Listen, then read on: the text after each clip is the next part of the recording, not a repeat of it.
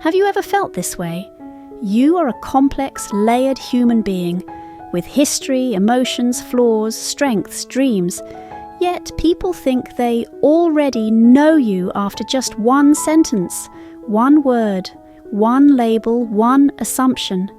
You say you're a programmer and instantly someone asks, "Oh, can you fix my computer?" You mention you're a therapist and they laugh, "So, can you read my mind right now?" You're naturally introverted, but you want to try working in sales. People shake their heads. "You're too quiet. How could you possibly do sales?" You say you're a designer and they assume, "Probably emotional, probably hard to work with." These reactions are funny on the surface, but painful underneath and deeply familiar.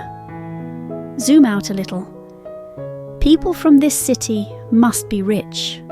People from that region are always calculating. People from this province will eat anything. People from this generation are unreliable. People with that job have bad attitudes. Sometimes, just because of a person's birthplace, gender, age, major, school, or job title, we think we already know who they are. And while we hate it when others put us into boxes, we rarely notice how often we do the same to others.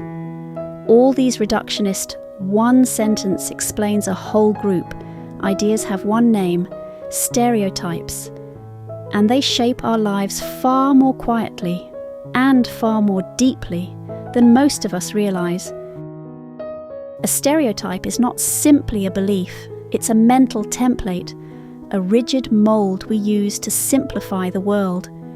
We take a group of people, each with thousands of differences, and compress them into a single, predictable pattern. Programmers must be introverted and logical. Designers must be emotional and hard to manage. People from a certain region must be good at business. People from a certain age group must think a certain way. You call your courier a delivery guy, and it feels completely natural. Your mind instantly fills in an image, a young man on a scooter rushing from place to place.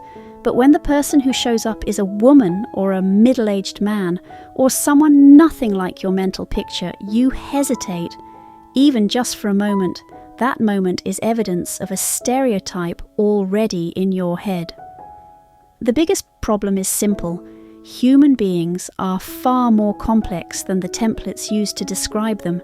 And once a template replaces real observation, we stop seeing individual people. We only see categories.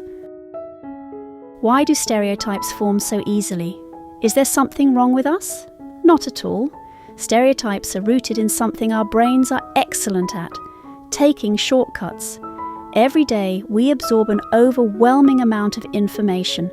If we analysed each detail carefully, we'd collapse from exhaustion. So, the brain optimizes for survival and efficiency. It groups information, quickly generalizes from limited experience, uses categories instead of details, saves energy wherever possible. This shortcut thinking is extremely old. Evolutionary? Old. You saw a few delivery workers who were young men. Your brain recognized a pattern. It updated the delivery driver template. Soon, that template became the default.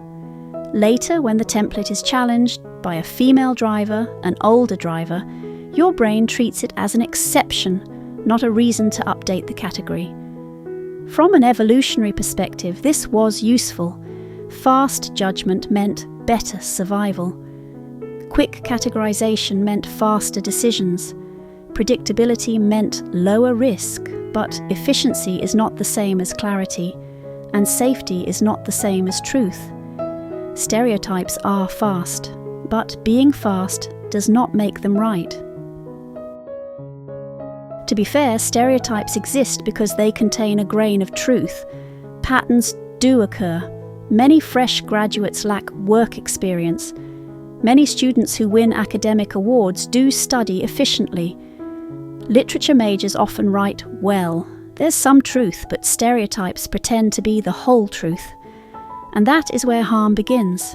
In some contexts, stereotypes can even help. identifying someone's role quickly in public spaces, navigating unfamiliar environments, recognizing certain social patterns. But the danger is this: stereotypes try to turn some cases into all cases, and the moment we accept that, we stop seeing individuals and only see categories. That's when stereotypes stop being tools and become traps. When stereotypes harden, they become prejudice. When prejudice hardens, it becomes discrimination. Consider these statements: that job is low status. Girls should not work too hard. They'll marry anyway. He only got that promotion because of his looks. People from that region are always difficult. This person doesn't look smart enough. These are not observations, they are assumptions disguised as truth. And assumptions cost people opportunities. How many women avoided physics, engineering, or computer science because they kept hearing, "Girls aren't good at math"? How many men avoided teaching or caregiving because people said, "That's not a man's job"? How many careers, friendships, dreams, relationships failed to even begin because of stereotypes that had nothing to do with reality?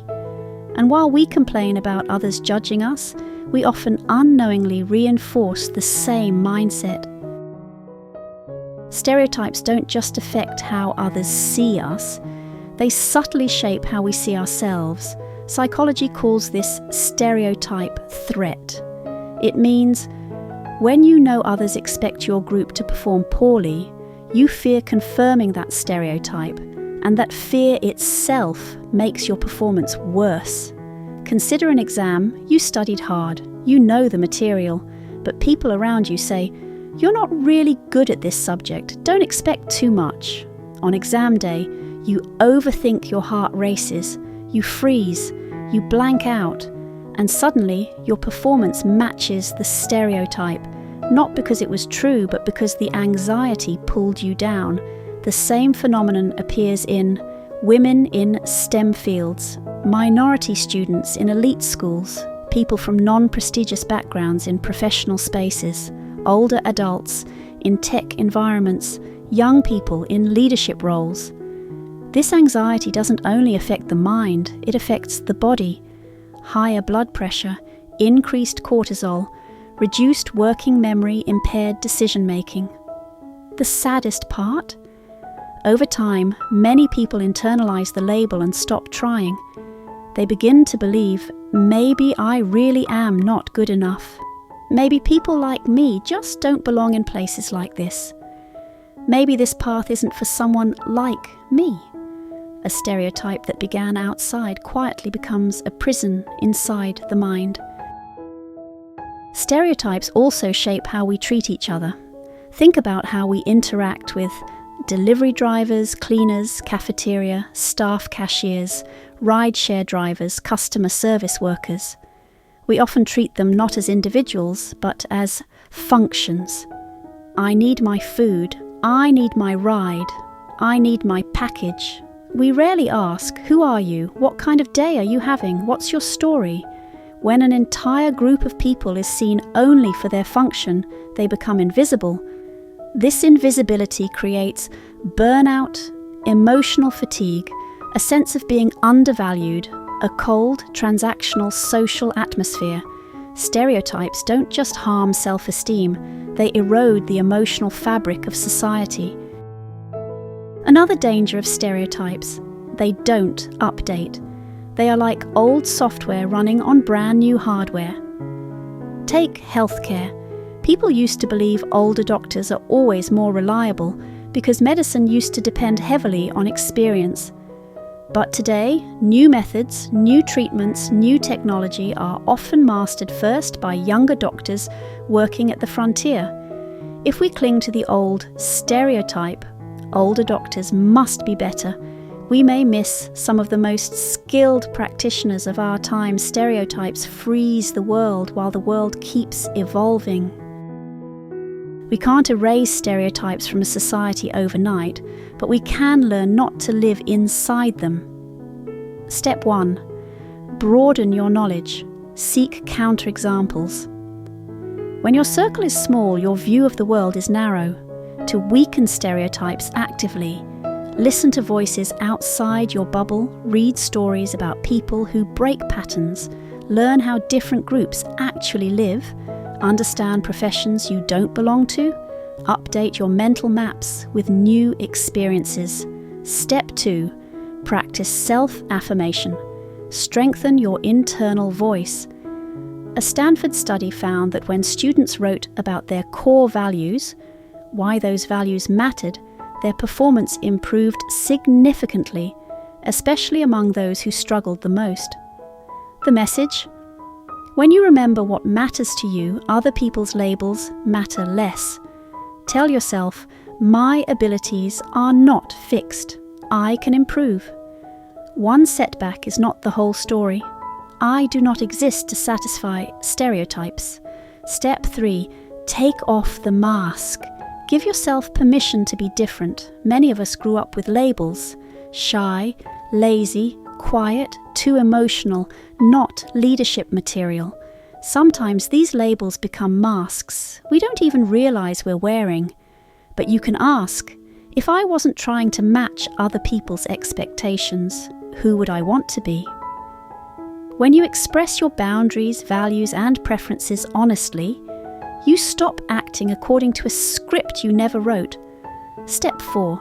Choose empowering identities and role models. You are never just one identity. You might be a woman and a researcher and an introvert and a leader and an artist.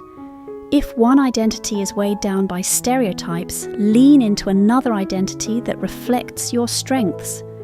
At the same time, keep role models in sight. Athletes who beat racial expectations, women who excel in science, people from ordinary backgrounds who reach extraordinary places, introverts who become great communicators. Role models say, someone like you has done it, so you can too. How you explain failure to yourself matters enormously. If your child struggles with math, your job search is difficult, your project fails, you freeze during a performance, it's easy to say, I'm just not good at this. People like me never succeed. The system is biased against me. Bias may exist, but if you attribute everything to it, you quietly tell yourself, there's nothing I can change. A healthier perspective is, this stereotype made me anxious that anxiety hurt my performance, but my ability is not the stereotype. Separating the stereotype, the emotion it creates, and your actual capacity helps you regain control. Stereotypes are part of how the human mind works. They won't disappear completely, but that doesn't mean you must live inside them. Every time you notice a stereotype arising and question it, refuse to let a label limit your possibilities. See someone as an individual rather than a category. Choose your next step based on values rather than fear. You reclaim a piece of your freedom. You become more aware, more compassionate, more grounded, more yourself. Remember, no one knows who you truly are better than you do. Labels can describe, but they cannot define you. Only you decide who you are becoming. This is Happy Psychology. May you understand yourself a little deeper and love yourself a little more.